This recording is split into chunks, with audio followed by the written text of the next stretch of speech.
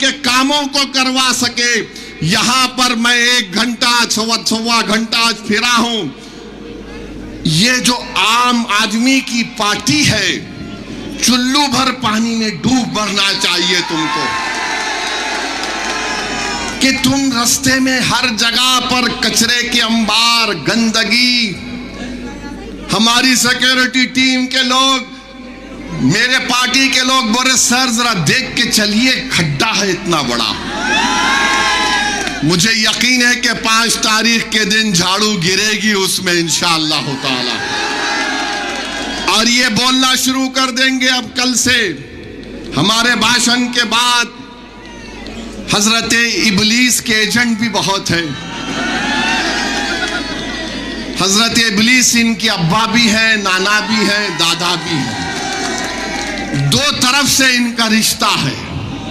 ये कल से शुरू कर देंगे, बीजेपी आ जाएगी।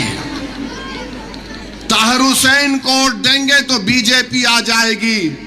प्यारे, मैं नहीं लड़ा, ना ताहिर लड़े, तो लोकसभा में बीजेपी कैसे जीत गई? किसने जिताया बीजेपी को? आपने वोट दिया था लोकसभा के इलेक्शन में बीजेपी को? हाथ उठाकर बताओ किसने वोट नहीं दिया था लोकसभा में भाजपा को? यहां का एमपी कौन है? यहां का एमपी बीजेपी का है या मजलिस का है? फिर कैसे जीत गया? तो मालूम हुआ कि तुम्हारे वोट से बीजेपी नहीं जीत रही है, केजरीवाल, सिसोदिया और जैन के वोट से बीजेपी जीत रही है। यह फर्क आपको महसूस करना है। पूरे देश में यही हाल है, मगर लाके खड़ा कर देते मुसलमान को। अरे देखो भैया, मेरे भाई, हम कोई सेकुलरिज्म के कूली नहीं है। 50 साल से इन जालिमों को हम अपने कंधों पर बिठाकर, इख्तिदार की कुर्सियों पर बिठाकर, हमारी लाशों पर, हमारे जलते हुए घरों पर, हमारे बच्चों को जेल में डालकर हम इनको इख्तिदार देते हैं, सत्ता देते हैं, और हमारे बर्बादियों के महल पर बैठकर अपना महल तामीर करते हैं, और उसके बाद बोलते हैं कि ताहिर हुसैन ये है, फुला है। कब तक आप इन बातों का शिकार होंगे? मैं मुस्तफाबाद की जनता से अपील करने आया हूं कि अब की बार आप मुत्तहिदा तौर पर अपना एक और ताहिर हुसैन के हक में पतंग के निशान पर बटन दबाकर इन तमाम चीजों को आप एक मर्तबा खत्म करिए। ये एक झूठा प्रोपेगेंडा है कि हमारी वजह से बीजेपी जीतती है। नहीं जीतती हमारी वजह से बीजेपी। बीजेपी जीतती है तो केजरीवाल की वजह से जीतती है। बीजेपी जीतती है अखिलेश यादव की वजह से जीतती है। अरे तुम्हारी वजह से बीजेपी जीतती है, मेरी वजह से नहीं जीतती। तो इनके एक पार्टी के नेता बोले नहीं, आप दिल्ली का चुनाव नहीं लड़े, मगर हैदराबाद में आप जो भाषण दिए थे उसका असर दिल्ली में पड़ गया। मैंने कहा प्यारे, मुझे नहीं मालूम था मैं इतना खूबसूरत हूं कि रात में भी मैं तुझे नजर आता हूं। माने मैं हैदराबाद में जो बोलूंगा उसका असर यहां पड़ रहा है, तो फिर जब मुस्तफाबाद में आकर ये बात कह रहा हूं तो आप पर असर पड़ेगा या नहीं पड़ेगा? आपको 5 तारीख को जवाब देना पड़ेगा। अगर ये जालिम बोलता है कि हैदराबाद में बैठकर मेरी बात का असर दिल्ली में होता है, अल्हम्दुलिल्लाह, बात करते रहते हैं उनका असर नहीं होता, हम हैदराबाद में बैठते हैं तो ये हो रहा है, तो फिर मुस्तफाबाद में होना चाहिए। मेरे अजीज दोस्तों, बुजुर्गों, आप एक एक चीज को याद रखिए। अदालत ने फैसला दिया है, ताहिर हुसैन 3 तारीख तक इंशाअल्लाह ताला मुस्तफाबाद में आकर आपसे मुलाकात करेंगे। सुबह 8 बजे से शाम में 5 बजे तक उनको इस बात की इजाजत दी गई है कि वो अपना इंतखाबी मुहिम, इलेक्शन कैंपेन में हिस्सा ले सके।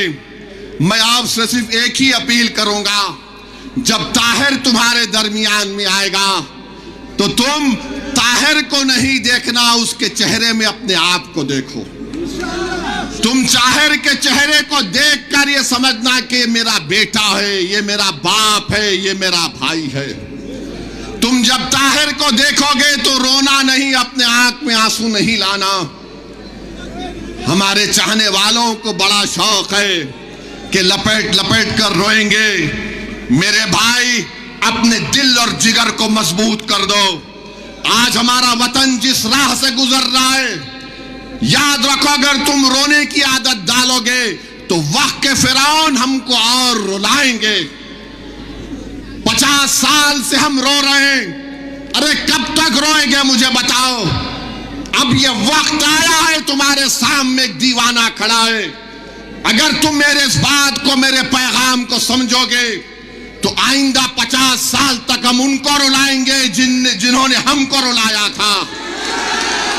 हम 50 साल तक उनकी आंख में आंसू आएंगे जिन्होंने हमारे फसादात करवा कर हमारे बच्चों को जेल में डालकर उनकी जवानियों को बर्बाद कर दिया।